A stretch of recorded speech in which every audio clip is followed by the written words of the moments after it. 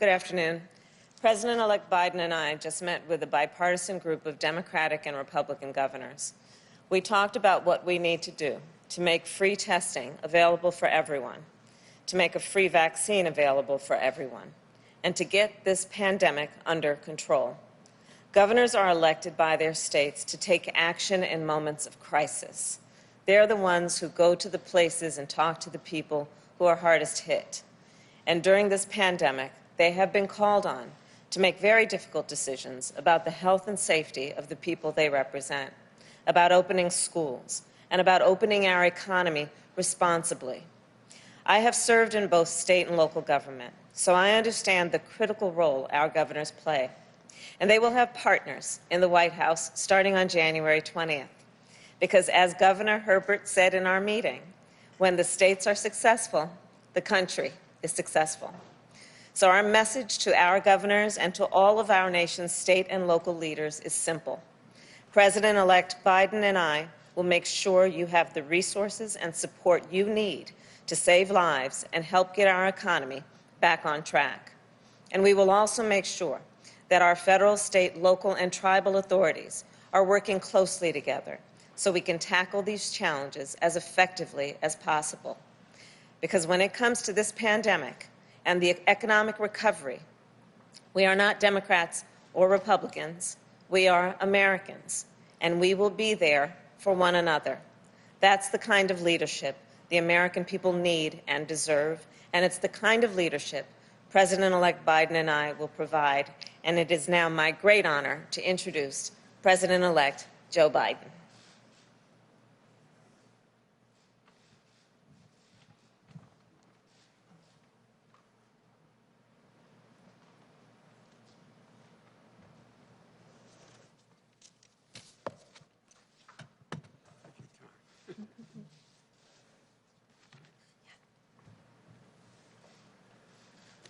Hello, folks. Good afternoon. Thanks for your patience. The Vice President-elect and I, as this was pointed out, have just concluded a video conference with the executive leadership of the National Governors Conference. They included Governor Cuomo, New York Governor Hutchinson, Governor Hogan, Governor Whitmer, Governor Ivey, Governor Polis, Governor Baker, Governor Lujan Grisham, Governor Herbert, and Governor Carney. And it was really a worthwhile undertaking. You know, they've had to make some really tough calls during this unprecedented crisis. And we're incredibly grateful for everything they've done and keep doing to try to keep their communities safe. Unfortunately, because of the lack of discernment, as they say, that's a fancy word these days, but until the head of the GSA says that we, in fact, our team, this transition team, our team, the senator and I, have, in fact, are the likely winners. And until she does that, we don't have access to all the information that we need to get from all the various agencies. We're not able to deal with everything from testing to guidance to the all-important issue of vaccine distribution, and even more importantly, vaccination plan to actually get vaccinations. We haven't been able to get into Operation Warp Speed, but we will take what we've learned today and build it into our planning. The country is still in a crisis, and there's a dark winter still ahead. Yesterday, America reached another tragic milestone, 250,000 deaths. 250,000 people died due to COVID-19. And there are empty chairs and dining room tables were filled just days and weeks ago with loved ones, family, friends who laughed and talked together. To those families and friends that are left behind, Jill and I send our love and our prayers. We know, like many of you do, how tough it is to find purpose in the memory of a loved one you've just lost. It'll take time, but you'll find it. You'll find it. And you'll find your purpose as we're going to find our purpose for our nation as a nation now. I promise you that. And I promise you that we'll work together. There's a great meeting we had today. All the governors, no matter their political party, whether they're from wherever part of the country they represented, no matter their political philosophy, shared a strong an abiding sense of a common purpose. There was a real desire for a real partnership between the states and the federal government. Each of the governors emphasized that we might be Democrats and Republicans, but we're all Americans first. They congratulated us heartily for our win. What really pleased me most was that the governors made clear that beating COVID-19 is going to require all of us working together as one country. Kamala and I agree. We were deeply impressed with how much consensus there was, how to move forward among the governors. What we need to do now is how we need to do it. How are we going to do it? In what coordinated way can it be done? We discussed a number of critical ways we can work together and unify around a national approach to controlling COVID-19. First, delivering economic relief to the cities, states, and tribal communities. The lost revenue from COVID and the cost of COVID recovery is devastating to state and local budgets. As governors, as all of them indicated, we've got to come together. The federal government has to deliver this relief sooner rather than later, and with flexibility for the states to meet their needs. This includes helping businesses, schools, working families. From unemployment benefits to early education, continued access to affordable health care, all of that's needed during this pandemic. States and communities shouldn't have to lay off teachers, cops, firefighters, cut vital services for families and businesses. The second thing there was uniform agreement on, delivering a safe and equitable and free vaccine. The governors all acknowledge that this will be a massive undertaking, one of the greatest operational challenges we will have faced as a nation. One statistic that was raised by the governors, it took 8 months to provide 100 million COVID tests. 8 months to provide COVID tests. Just imagine how much more difficult it will be, they pointed out, if we don't find a more efficient and effective way to provide 330 million vaccinations. Put it in perspective. They made the point, we can't wait. That's what the governors are raising. In the meeting, we discussed the challenges that lie ahead in distributing and administering the vaccine. The governors talked about how getting doses of vaccine distributed is just one step. We have to actually get vaccinations into the arms of 330 million Americans. That takes enormous resources, people, product. We discussed the difficulty of that task. It's going to take time. It's going to take coordination. It's going to take the federal government and state governments working hand in glove, working together. The governors all emphasized we need to be clear with the American people about what to expect. No false expectations. Let them know what we anticipate. They all acknowledge that this is going to take a massive public education campaign. And we also need to reach traditionally underserved communities that are being hardest hit by the pandemic. Black, brown, Latino, Latin American communities, Native American communities, small towns, rural communities. They talked about that in some detail. Thirdly, we discussed the need to help states with Title 32 funding for the National Guard. That's a fancy way of saying governors need to be able to get funding when they need to bring their National Guard into play. And National Guards are going to have to play this. It costs a lot of money. And governors need that paid for. Governors discussed the need for funding when waiving certain FEMA fees. The fact is that this is a national emergency. That's what FEMA is supposed to deal with. Our view is that should be done. When it comes to deploying the National Guard or COVID or real relief, that should be paid for. You know, that's something Kamala and I will be very focused on. And fourthly, we discussed the implementation of a national mask mandate. 10 governors, Democrat and Republican, have imposed masking requirements and recognize the need for universal masking, north, south, east, and west. It's not a political statement. It's a patriotic duty. And fifth, we discussed making testing more available and accessible. Anyone who wants a test should be able to get one, period. And finally, while we focused on the immediate needs to control the virus, the governors also raised and talked about how much we have to build back better, especially on infrastructure and education, and so much more. This was not a one-off meeting. I committed, we committed, we agreed that we'll continue to work and meet with the governors on a regular basis, continue to seek their input, and that our COVID teams will follow up and coordinate on the issues coming out of that call, because some of them have very competent people on their COVID teams in their states. The bottom line, we can do this. There's nothing beyond our capacity, but we have to come together as a country. What this meeting, along with others we've had, reinforces, in my view, is the unity the country is looking for.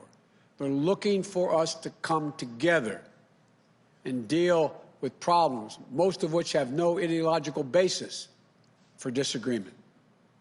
That's what we have to do. That's what the governors talked about. It really was pleasing to hear them. I want to thank you all, and may God bless you all and those who lost someone. You're in our prayers.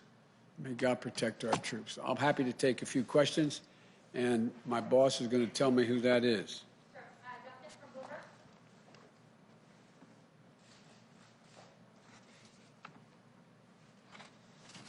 Thank you, Mr. President-elect. I know you mentioned the economic impact and talked a bit about the relief package you wanted, but I was wondering if we could talk about things that you'll be able to do just as president, or what will sort of govern your decision in terms of the economy. So I was wondering if I could ask what kind of framework you're thinking about as you decide about a Treasury Secretary going forward. Whether you would consider, you had said during the debates that you wanted to punish China over the way that they've been acting, whether that could include economic sanctions or tariffs towards China. And finally, do you think a strong dollar helps or hurts the U.S. as we're grappling with historic unemployment? Well, look, let me try to take them one at a time. You'll soon hear my choice for Treasury. I've made that decision. We've made that decision. And you'll hear that either just before or just after Thanksgiving, number one. And you'll find it is someone who I think will be accepted by all elements of the Democratic Party, from the progressive to the moderate coalitions.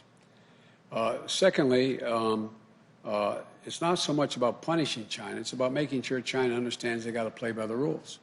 It's a simple proposition. And so that's one of the reasons why we're going to rejoin the World Health Organization. We're going to rejoin on day one as well, and it needs reform, I acknowledge, and rejoin the Paris Climate Accord. And we have to make sure that the rest of the world and we get together and make sure there are certain bright lines Chinese understand. We have to not only deal with this pandemic, we have to plan for the next one.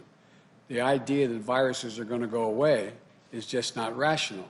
We're going to recalibrate and set up the institutional structures we had in our administration of Obama, Biden, and build on it. And what was your third question? It was about the dollar, sir, whether you think a strong dollar will help or hurt with unemployment, or generally just how you'd like the Federal Reserve to sort of approach the... Well, quite frankly, the way the Federal Reserve has been approaching dealing with the dollar I think, has been in a positive direction. Our interest rates are as low as they have been in modern history, and I think that is a positive thing. It lends credence to the possibility of us being able to expend the money and deficit spend in order to be able to generate economic growth right off the bat. And so I think it's been positive so far. Thank you.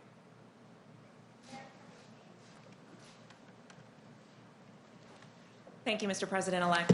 Mary. You have said that if this transition doesn't get going, especially coordination on vaccine distribution, that lives will be lost. How many lives do you think are at risk here if this transition remains stalled? Well, look, you've heard the projections. The projections are that if nothing fundamentally changes between now and beginning of February, we're likely to lose up to total of 400,000 lives, another 150,000 lives. And so it's real. Whether it's that, it gets to 360, whatever it is, it's real. And there is no excuse not to share the data and let us begin to plan. Because on day one, it's going to take us time. If we don't have access to all this data, it's going to put us behind the 8 ball by a matter of a month or more. And that's lives. How many would be lost as a consequence of that? I can't tell you. But the purpose here is to get, we talked a lot about with the governors about what the immediate needs are. We're going to employ the Defense Reconstructed Act to be able to go out there and dictate companies build and do following things. We need much more testing. We need much more masking. We need gloves. I asked them each to go, and I asked the National Governors Association through the Governor Cuomo and the ones on the line to let us know what their shortages are, what they anticipate. Because we're going to move on day one. That should be moved on now. But if it waits, it takes a long time to get this thing going. And when you take a step back and you look at the way the president is handling this, his refusal to concede, what do you think is really going on here? In your view, Mr. President-elect, what do you think the president is doing? What are Americans witnessing here? Let me choose my words here. I think they're witnessing incredible irresponsibility, incredibly damaging messages being sent to the rest of the world about how democracy functions. And I think it is,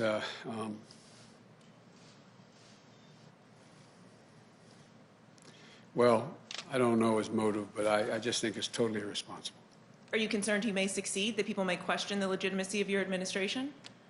No, I'm not concerned. The vast majority of the American people, they've already, all the polling data has indicated, although the Republicans who worry about it is higher, but over 78% of the American people believe it's, without question, it's legitimate. I just think it's, and I think most of the Republicans I've spoken to, including some of the governors, think this is debilitating. It's not a, it sends a horrible message about who we are as a country.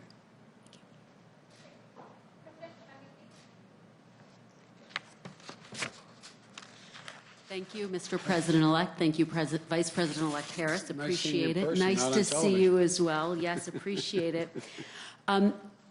You have said that lives could be lost if you don't start getting briefings from the Trump administration. And now here we are, more than 250,000 lives could be lost. Given that, how do you justify not taking legal action to get the briefings that you say are critical, that you say you need? It would take a lot of time. It would take time. It's not going to speed it up considerably, in my view. And in the meantime, I am hopeful that I'm going to be able to get cooperation from our Republican colleagues in the Senate and the House, as well as the governors, to build a consensus as to how we proceed when we do. But why not use every tool in your toolbox to get the information that you say you need to do your job and to do it effectively on day one? I'm making a judgment based on many years of experience in how to get things done with the opposition. Do you think you would win? My judgment is that we'll get further along by actually working with our Republican colleagues now, and because the time in which we would win would not materially change necessarily. But it's still an open question. It's an open question. It could change. So you haven't ruled it out? You haven't ruled out legal action against the Trump administration, against the GSA? We haven't ruled it out. Okay. And given the death toll now, more than 250,000 Americans who have now lost their lives, you have said that you would support a nationwide shutdown if scientists recommended it. No. You've spoken to scientists now. Everybody asks that question every single time I stand here. It was a hypothetical question. The answer was I would follow the science. I am not going to shut down the economy, period. I'm going to shut down the virus. That's what I'm going to shut down. So that's ruled ruled out. out. Again, no national shutdown. No national shutdown. Because every region, every area, every community can be different. And so there's no circumstance which I can see would require a total national shutdown. I think that would be counterproductive. But there are constraints in which the degree to which businesses can be open. For example, it's one thing to say that you can have in a state that is there, where their infection rate is not as high, you can have a a gymnasium open. It's another thing to say it can only be open 4 hours a day with X number of people. The church I go to, my Catholic church, they don't allow more than 40% of the people to come into the church. Those are rational decisions. It's not shutting down everything. It's calibrating based on what the threat is. Thank you, Mr. Thank you. President-elect.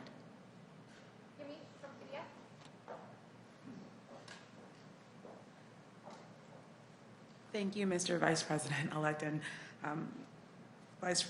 thank you, Mr. President-elect and Vice President-elect Harris.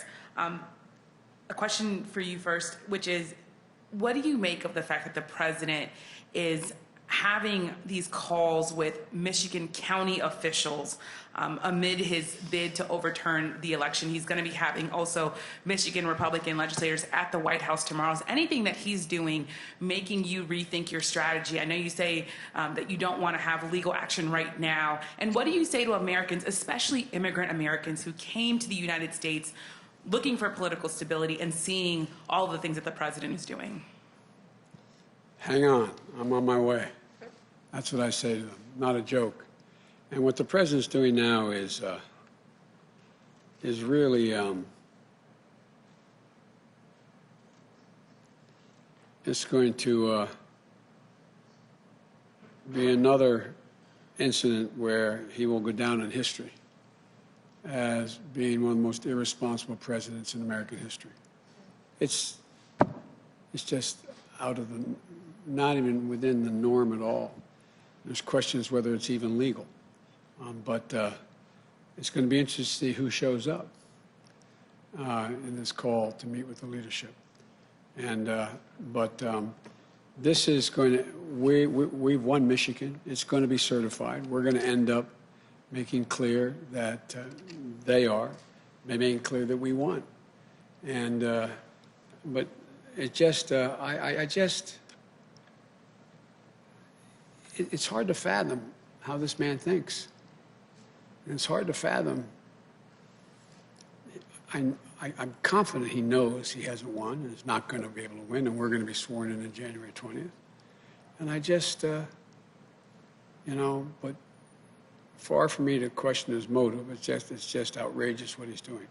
But as he ups the things that he's doing, calling officials, is it making you rethink your strategy at all? Is there anything that he would be doing that would make you say, okay, we really have to go to court now? Or are you still watching what he's doing and saying, we can still kind of wait and see what happens? I'm not going to rule anything out or anything in.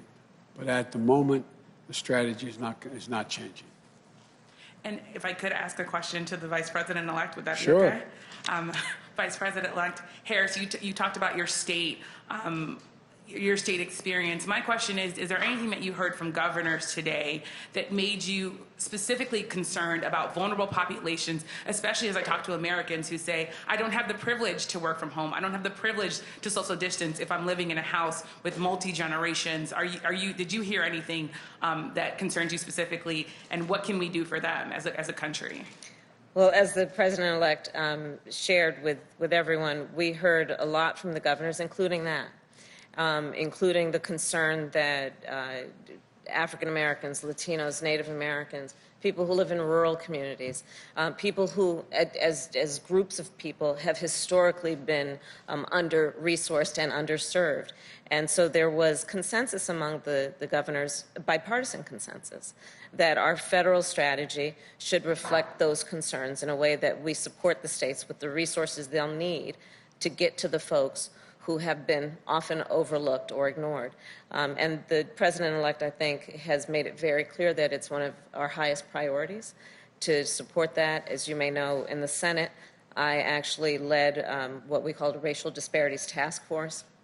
And that approach is something that we will be incorporating in our administration to ensure that all people have equal access to resources, but also taking into account equitable distribution of resources based on need. Thank you, President-elect Biden. Let me add to that. One important thing to understand is there is and we've talked a lot about this, and we've talked about it, and talked about it when I was running, seeking the nomination as well. And that is that the idea of the brown, black, Asian American, Native American communities are always the first ones hit the hardest and the last ones who are brought back. We're going to flip that around. It's going to be really important to determine priorities based upon access to the information that's available, access to everything from the vaccine to other opportunities to be able to deal with helping the country, part of the country that's been hurt the worst. You know, 3 times as many African Americans have died than white Americans died from COVID. So there has to be a prioritization. That's why I'd like to know exactly what this administration has in mind in terms of their Operation Warp Speed and how they plan it. And that's what we talked about with the governors today. They all mentioned the need to focus on the communities that have been left behind, particularly Governor Cuomo. It's one thing if, for example, vaccines are distributed to all the Walgreens of America. No criticism of Walgreens, but you know, there's a lot of those facilities that aren't in rural communities and are not in poor communities, African American, Latino communities. So we've got to make sure there's access for them. Thank you so much. Okay, thank you.